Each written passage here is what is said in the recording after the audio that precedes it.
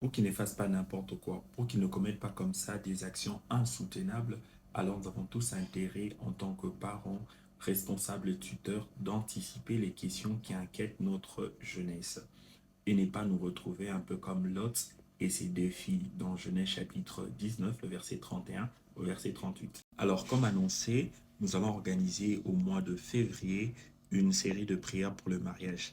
Mais il est donc utile, alors même que nous prenons le congé à la fin du mois d'octobre, que nous puissions mettre à votre disposition des informations qui vous préparent une fois que cette grâce est à votre portée.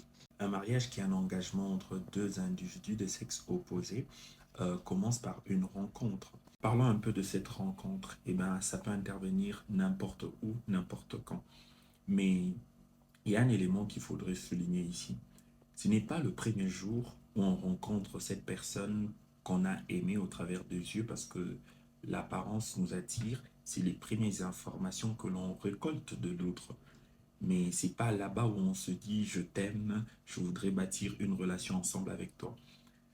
Vous avez comme ça un taux élevé d'attraper un non. Et je donnerai certaines raisons pour lesquelles certaines femmes disent non.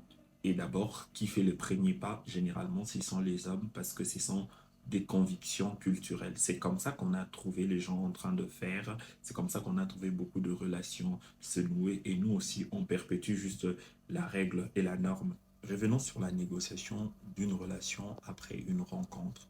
Le premier jour, le jour de la rencontre même, euh, l'objectif devrait être créer le lien, créer la connexion avec la personne et rien d'autre. Ne pas chercher à donner une connotation à la relation et attendre de l'autre un oui ou un non. Dans un tel cas, l'anxiété, qui est une émotion légitime pour une telle situation, baisse. Mais aussi, avant de clore ce moment, c'est que vous devez comprendre que le choix d'un bon conjoint ou d'une bonne conjointe réside sur le mixage entre l'apparence et la personnalité. La personne extérieure, mais aussi la personne intérieure. Et donc, on doit chercher non pas seulement à recueillir des informations, plutôt à échanger des informations avec ce dernier pour parvenir à une conclusion. C'est après un certain temps qui doit s'épuiser